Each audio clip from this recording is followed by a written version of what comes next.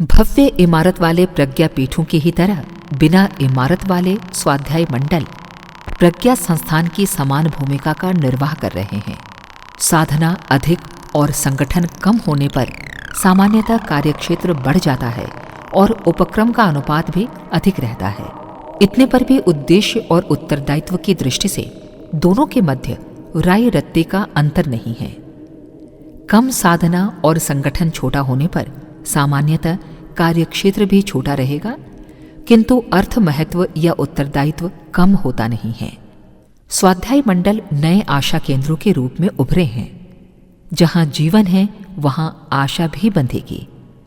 लगता है अगले दिनों ये नवनिर्मित स्वाध्याय मंडल ही युगांतरीय चेतना के अग्रदूत बनेंगे और लघुकाय दीपकों से गौरवान्वित होने वाली दीपावली को अपने सफल प्रयत्नों से संपन्न करेंगे।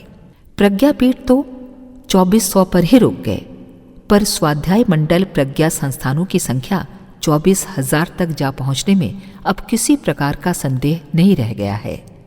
2/3 मंजिल पूरी हो जाने पर 1/3 की पूर्ति पर भी जल्दी विश्वास होता है। सर्वसुलभ होने से इस स्थापना के व्यापक होने की पूरी गुंजाइश है। असंख्य लोगों के थोड़े थोड़े सहयोग से ही युग परिवर्तन जैसे प्रवाह पनपते हैं और सफल होते हैं। सही आधार बन जाने पर अति कठिन दिखने वाली मंजिलें भी सहज हो जाती हैं। इस प्रकार से इस अभियान को महत्वपूर्ण भी कहा जा सकता है। इन संस्थानों का नामकरण उनकी प्रधान प्रक्रिया स्वाध्याय को ध्यान में रखते हुए किया गया है। वस्तुतः वे स्वाध्याय तक सीमित नहीं हैं। आयुर्वेद में द्राक्षासव, अमृतारिष्ट, लवंगादि वटी, सितोपलादि चूर्ण आदि नाम उन औषधियों में पड़ने वाले द्रव्यों की महत्ता का स्मरण दिलाने के लिए दिए गए हैं। इसका अर्थ ये नहीं कि उनमें मात्र ये एक ही वस्तु है। स्वाध्याय मंडलों के संबंध में भी यही बात है। उनके साथ वे सभी कार्यक्रम जुड़े हुए हैं जो बड़े प्रज्ञापीठों को सौंपे गए हैं। हर किसी को स्मरण रखना चाहिए कि स्वाध्याय मंडलों के नाम के साथ प्रज्ञा संस्थान भी जोड़ दिया गया है।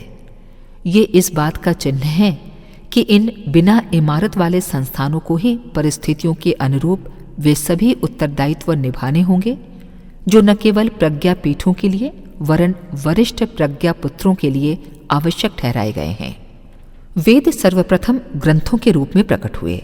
उन्हें ऋषियों द्वारा हृदयंगम किया गया। इसके उपरांत ही उन्हें पढ़ने पढ़ाने सुनने सुनाने का प्रचार क्रम आगे बढ़ा।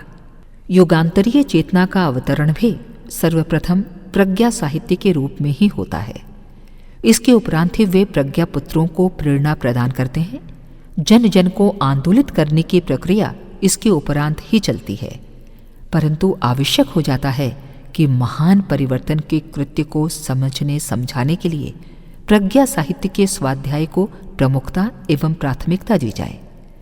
इसके बिना गाड़ी एक कदम भी बढ़ती नहीं। इस प्रयोजन के लिए अब तक का प्रकाशित साहित्य ही अनुपम है, पर अब इस साल तो सूत्र संचालक ने हर दिन एक फोल्डर पुस्तिका लिखने के उपरांत ही पानी पीने का व्रत किया है। ये प्रस्तुतिकरण और भी अधिक सशक्त, प्राणवान एवं सामयिक है। इसे अगले दिनों अन्यान्य भाषाओं में भी प्रकाशित करने की योजना बन रही है, पर प्रकाशन से भी बड़ी बात यह है कि जो उपलब्ध है उसे जन जन को पढ़ाया सुनाया जाए। जो खरीद नहीं सकते या अरुचि के कारण खरीदना नहीं चाहते, उन्हें घर बैठे नित्य नियमित रूप से बिना मूल्य पढ़ाने और वापस लेते रहने का उपाय कारगर हो सकता है। बिना पढ़ों का उसे सुनते रहने में काम चल सकता है। स्वाध्याय मंडलों का यही प्रारंभिक कार्य है। उनके लिए झूला पुस्तकालय, चल पुस्तकालय, ज्ञान रथ चलाए जाने की प्रक्रिया पर अत्यधिक जोर दिया गया है। इस हलचल के चलने न चलने, चलाने न चलाने को प्रज्ञा संस्थानों एवं प्रज्ञा पुत्रों के जीवित मृतक होने का प्रमाण माना जा रहा है। मांगे या किराए के एक छोटे से कमरे को भी स्वाध्याय मंडल प्रज्ञा संस्थान का कार्यालय माना जा सकता है। वो संचालक मंडल के किसी सदस्य के घर एक अलमारी में भी प्रतिष्ठित रह सकता है। मुख्य बात है कि गतिविधियों के संचालन की निर्धारित गतिविधियों को 3 भागों में विभक्त किया जा सकता है। पहला स्वाध्याय, दूसरा सत्संग और तीसरा सृजन। लेखन और वाणी के साथ साथ करने कराने का उपक्रम जुड़े तभी उनका गहरा और स्थायी प्रभाव पड़ता है। अस्तु तीनों को अन्न जल वायु की तरह, आकाश पताल और धरातल की तरह, स्थूल सूक्ष्म और कारण की तरह अविच्छिन्न एवं पूरक माना गया है। सभी प्रज्ञा संस्थानों को इन्हें अपनाकर अपनी प्राण प्रखरता का परिचय देना चाहिए। स्वाध्याय प्रक्रिया झोला पुस्तकालयों, ज्ञान रथों के माध्यम से व्यापक बनाई जाती है। अपने पहुंच के विज्ञजनों की सूची बनाकर उन तक प्रज्ञा साहित्य पहुंचाने वापस लाने की योजना को व्यापक बनाने का प्रयत्न किया जाता है। व्यक्तिगत संपर्क, परामर्श, अनुरोध, प्रोत्साहन का खाद पानी मिलने पर ये स्वाध्याय समयानुसार अपने चमत्कारी परिणाम का प्रत्यक्ष प्रमाण उपलब्ध कराता है। स्वाध्याय प्रक्रिया का एक ही पक्ष दीवारों पर आदर्श वाक्य लिखकर उन्हें बोलती हुई बनाया जाता है।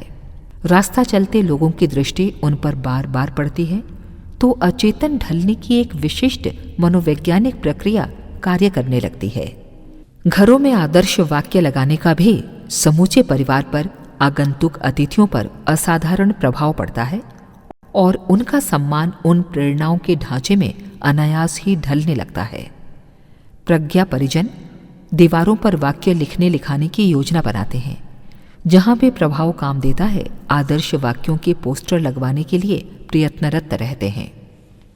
सत्संग प्रक्रिया में हर किसी के लिए अपनी ओर से अपने विचार व्यक्त करना तो कठिन है, पर स्लाइड प्रोजेक्टर, टेप रिकॉर्डर आदि उपकरणों का सहारा लेकर किसी भी गली मोहल्ले के लोगों को एकत्रित किया जा सकता है। प्रकाश चित्रों की व्याख्या करते हुए, टेपों में भरे सत्संग एवं प्रवचन सुनाते हुए सहज एवं आकर्षक सत्संग का सुयोग भली प्रकार बिठाया जा सकता है। इसके अतिरिक्त प्रज्ञा पुराण की कथा को कम समय अथवा अधिक समय तक चलने वाली व्याख्या बनाकर लोकमानस के परिष्कार का क्रम चलता रह सकता है। घरों में प्रज्ञा पुराण की नियमित कथा कहानियों के माध्यम से परिवार निर्माण का प्रयोजन सहज ही पूरा होता रह सकता है। सत्संग के अंतर्गत ही जन्म दिवस उत्सव जैसे आयोजन आते हैं। ये हैं तो व्यक्ति निर्माण की प्रक्रिया, पर उपस्थित लोगों को इस अवसर पर परिवार निर्माण तथा समाज निर्माण के संबंध में भी बहुत कुछ समझाया जा सकता है। घरों में षोडश संस्कार, मोहल्ले गांवों में पर्व त्योहारों के सामूहिक आयोजन इसी सत्संग प्रयोजन की आवश्यकता पूरी करते हैं।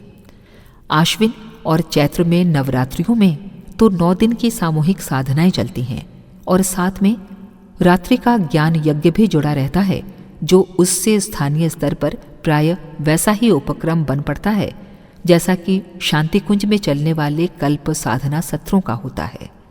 वर्ष में 2 बार ये आयोजन उत्साह भरे वातावरण में संपन्न किए जाते रहें तो उससे सजीवता, सक्रियता निश्चित रूप से उभरी रहेगी।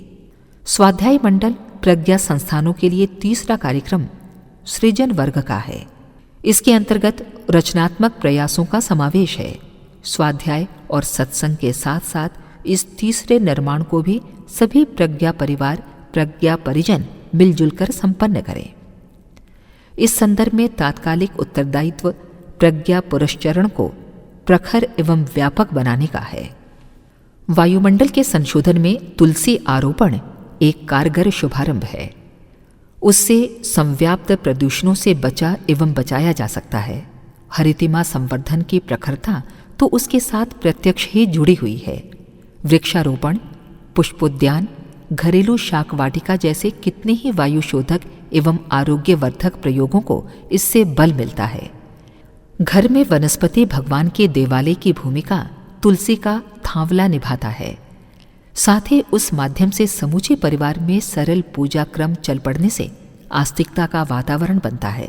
अगरबत्ती, दीपक, अर्घ्य जल, खड़े खड़े जप, ध्यान, परिक्रमा, नमन, वंदन जैसे सरल उपचारों से हर घर को देव मंदिर बनने का अवसर मिलने से वहां आस्तिकता जड़ जमाई रहेगी और उसके दूरगामी परिणाम सामने होंगे।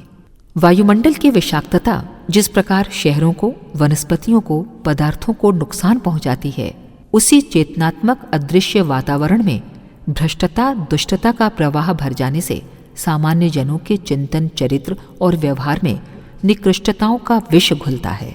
फलतः लोकमानस में दुष्प्रवृत्तियां बन पड़ने से विग्रह खड़े करने और परिस्थितियों में ऐसी प्रतिकूलता भरती है जिनसे अगणित समस्याएं, विपत्तियां, विभीषिकाएं उपजती तथा सर्वनाश का संकट खड़ा करती हैं। इसके निराकरण में मात्र भौतिक साम दाम दंड भेद से ही काम नहीं चलता, अध्यात्म उपचार भी अपनाने होते हैं। इसके लिए इन दिनों प्रज्ञा पुरस्चरण का धर्मानुष्ठान नियोजित किया गया है। उसे हर दृष्टि से सफल और व्यापक बनाने की जिम्मेदारी भी स्वाध्याय मंडलों को ही सौंपी गई है। प्रज्ञा पुरस्चरण का स्वरूप सर्वसुलभ है।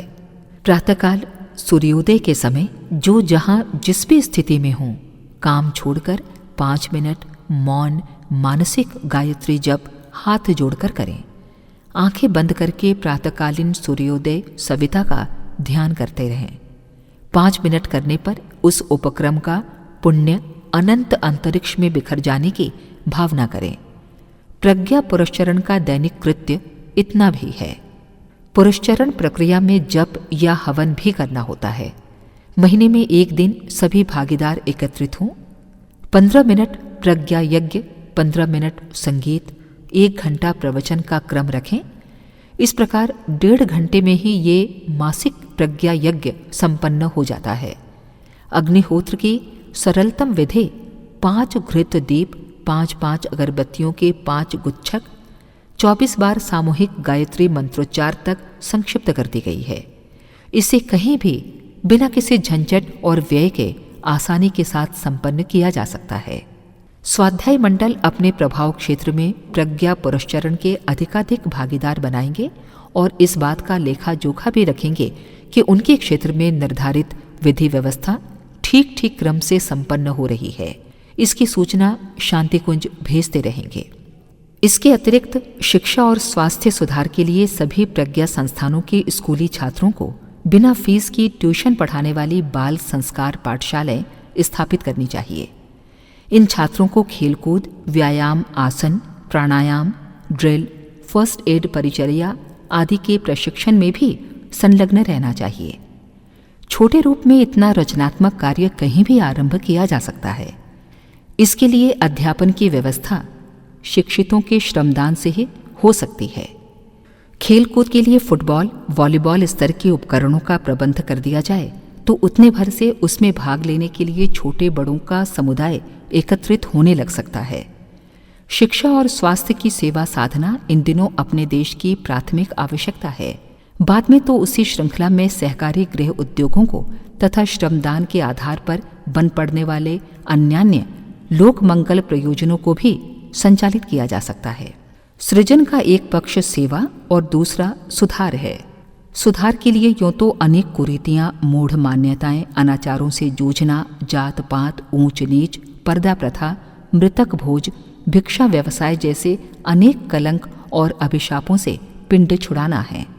पर तात्कालिक और अत्यधिक कष्टकारक कुप्रथा दहेज और धूमधाम वाली शादियों के प्रचलन को अविलंब रोकना है।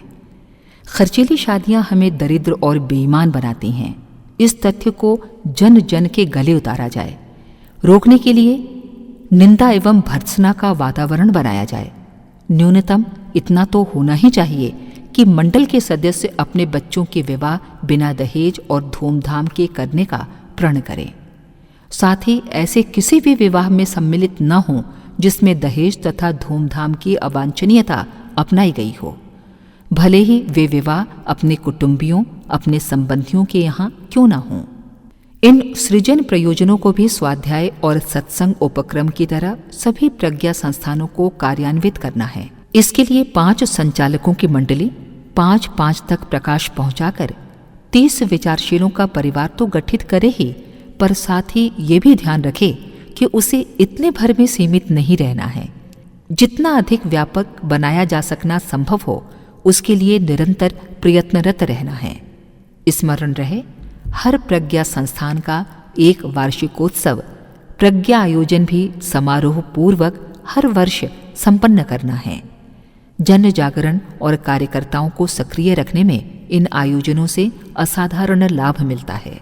इसलिए स्थापना के दिन से ही वार्षिक प्रज्ञा आयोजन की बात ध्यान में रखकर ही स्वाध्याय मंडल अपने बहुमुखी उत्तरदायित्व का परिपालन करते रह सकते हैं। अगर आपको हमारी यह वीडियो पसंद आई हो तो कृपया इसे लाइक, शेयर व कमेंट अवश्य करें। साथ ही हमारे YouTube चैनल ऋषि चिंतन को सब्सक्राइब भी करें। साथ ही बेल आइकन को भी प्रेस कर दें ताकि आने वाली सभी वीडियोस की नोटिफिकेशंस आपको मिलती रहें। धन्यवाद।